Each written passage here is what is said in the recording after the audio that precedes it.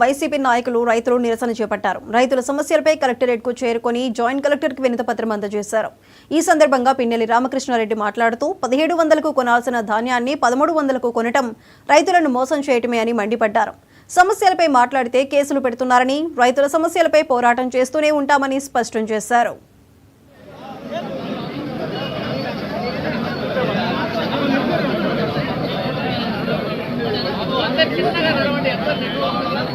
రాష్ట్రంలోని రైతన్నులందరూ కూడా కాని కష్టాలు పడుతున్నారు. సూపర్ 6లో వాళ్ళు ఏదైతే అబద్ధపు హామీలు చెప్పి అధికారంలోకి వచ్చారో, మరి ఆ హామీలో ఏదైతే రైతులకు పెట్టుబడి సాయం కింద ఏడాదికి 20,000 ఇస్తామని ఏదైతే ఒక అబద్ధపు హామీ చెప్పారో, మరి ఈ రోజున కూటమి ప్రభుత్వాన్ని వైఎస్ఆర్ కాంగ్రెస్ పార్టీ డిమాండ్ చేస్తూ ఉంది. మీరిచ్చిన మాట ఏడాదికి పెట్టుబడి సాయం కింద రైతులకు 20,000 ఏమైంది అని వైఎస్ఆర్ కాంగ్రెస్ పార్టీ మిమ్మల్ని ప్రశ్నిస్తుంది. ఒకవైపున చూస్తే ఉచిత పంటల బీమా లేదు కూటమి ప్రభుత్వం వచ్చాక, అలాగే పంటల నష్టపరిహారం లేదు.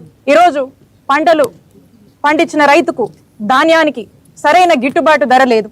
అలాగే ఏదైనా కరువు వస్తే కూడా ఎటువంటి సాయం ప్రభుత్వం వైపు నుంచి లేదు. ఈ రోజున రాష్ట్రంలో రైతన్నుల పరిస్థితి ఏ విధంగా మారిందంటే ఆత్మహత్యలకు దారి తీస్తోంది. మరి ఎందుకు కూటమి ప్రభుత్వం ఈ రైతన్నుల సమస్యల మీద, వారిచ్చినటువంటి మాట మీద దృష్టి సారించట్లేదని వైఎస్ఆర్ కాంగ్రెస్ పార్టీ ఈరోజు ప్రశ్నిస్తూ ఉంది. రాష్ట్రంలోని రైతన్నులందరూ కూడా కాని కష్టాలు పడుతున్నారు. సూపర్